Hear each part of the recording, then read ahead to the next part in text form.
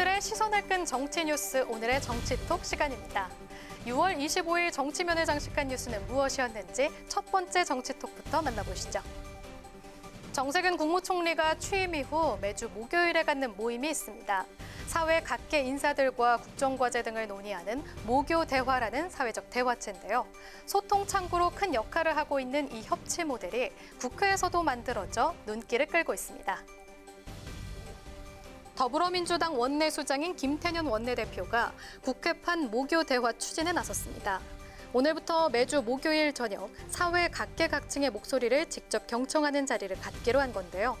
허심탄회라는 이 이름의 모임은 각계각층의 집단 지성을 모아 민생경제 문제를 논의하고 사회적 갈등 해결과 협치 모델을 꾸리겠다는 취지라고 합니다. 모임 초반부는 코로나19로 어려움을 겪는 경제 현장의 목소리를 듣는 데 주력한다는 계획인데요. 오늘 오후 6시부터 시작된 첫 허심탄회 모임은 코로나 사태로 직격탄을 맞고 있는 항공업계와 관광업계 경영진들을 초청해서 애로사항을 듣고 있습니다. 다음 달에는 경제단체장들에 이어 제조업계 중소기업인 또 노동계와 대화에 나설 예정이라고 합니다. 김 원내대표의 이런 시도는 스웨덴의 모교 클럽과 정 총리의 모교 대화 모델을 토대로 하고 있는 것으로 전해졌는데요. 취임 후 경제 문제 해결을 21대 국회 최우선 과제로 꼽아온 만큼 앞으로 허심탄회를 통해 여당과 노동계 그리고 재계가 함께 참여하는 새로운 사회적 협의 채널을 구성하겠다는 계획으로 풀이되고 있습니다. 스웨덴식 협치 모델인 모교클럽은 에를란데르 총리가 재임 23년 동안 한 번도 거르지 않은 걸로도 유명하죠. 모든 국민들에게 귀를 열어놓고 허심탄회하게 듣겠다는 김태년 원내대표의 소통 정치가 일하는 국회의 튼튼한 기초가 됐으면 좋겠네요. 이어서 오늘의 두 번째 정치톡입니다. 올해 2월이었죠. 자유한국당이 새로운 보수당 등과 함께 합당을 하면서 탄생하게 된 미래통합당. 그런데 조만간 이 미래통합당이 간판과 집을 바꾸게 될 것 같습니다. 당명 개정과 당사 이전에 나선다는 소식인데요. 어떤 이유일까요? 미래통합당이 약 4개월 만에 또다시 당명을 바꾸는 작업에 들어간다는 계획을 세웠습니다. 또 당사를 매입해서 이전하는 방안도 함께 검토 중인 것으로 알려졌는데요.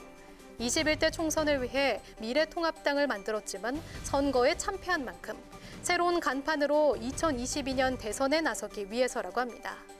김종인 비대위원장은 최근 출입 기자단과의 오찬 간담회에서 현재 당명인 통합당에 대해 보수 통합이 시급한 상황에서 통합을 앞세우다 보니 그렇게 결정됐지만 지금은 아니지 않는가라며 당명 개정의 필요성을 강조한 바 있는데요. 김은혜 대변인도 의원들 역시 상당 부분 공감대를 갖고 있다며 당명 개정 추진 계획을 밝혔습니다. 다만 새 이름을 정하는 데까지 시간은 걸릴 것으로 보입니다. 비대위는 해당 작업을 주도할 홍보본부장을 조만간 임명한 뒤 국민 여론을 수렴하는 과정도 거친다는 계획인데요. 현재 영등포에 위치한 당사도 국회 앞으로 이전을 추진해서 접근성을 높이고 당직자들과의 소통을 강화하겠다고 밝혔습니다. 한편 미래통합당의 당명 개정 추진 소식이 전해지자 무소속 홍준표 의원은 자신의 SNS를 통해 참 적절한 결정이라 생각했다며 모처럼 김 위원장과 한 목소리를 내기도 했습니다. 우리나라 정당사를 보면 선거 때마다 모이고 흩어지기를 반복하면서 당명도 계속 바뀌어 왔습니다. 영국 보수당은 186년, 미국 공화당은 166년의 역사를 자랑하는데 이제 우리도 100년 정당 하나쯤은 나와야 하지 않을까요? 보수의 가치와 철학을 담은 통합당의 새 당명, 언제쯤 어떻게 바뀔지 지켜봐야겠습니다. 마지막으로 세 번째 오늘의 정치톡입니다. 미래통합당의 주호영 원내대표가 칩거를 끝내고 국회로 복귀하면서 윤미향 의원 관련 의혹과 대북 외교 관련 국정조사를 추진하겠다, 이런 의지를 밝혔죠. 오늘 아침 여야의 두 중진 의원이 대북 외교 국정조사와 관련해 설전을 벌였는데요. 증인으로 트럼프 미 대통령과 존 볼턴 전 백악관 국가안보보좌관이 거론됐다고 합니다. 어떻게 된 일일까요?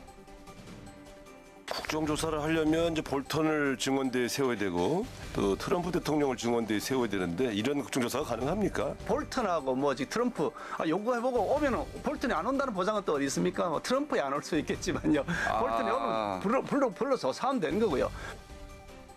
오늘 아침 한 라디오 방송에 출연한 민주당 우상호 의원과 통합당 김기현 의원.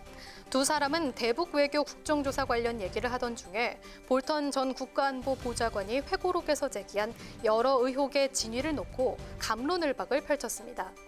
우 의원이 국정조사를 하려면 볼턴과 트럼프 대통령까지 증언대에 세워야 한다고 하자 김 의원은 볼턴의 경우 증인 채택이 가능하다며 북미 정상회담을 세계 최고의 사기극에 빗댄 회고록 내용이 사실인지 아닌지 조사를 통해 밝혀야 한다고 맞선 건데요.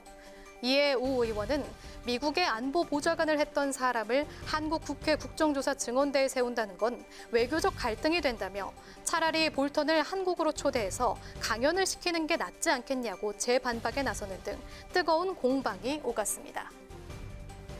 주 원내대표가 쏘아올린 대북 외교 국정조사가 또 하나의 쟁점이 되며 정치권 화두로 급부상하는 모습인데요.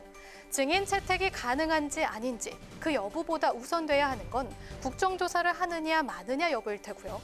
또 국정조사 여부보다 지금 더 중요한 건 국회 정상화가 아닐까요? 지금까지 오늘의 정치톡이었습니다.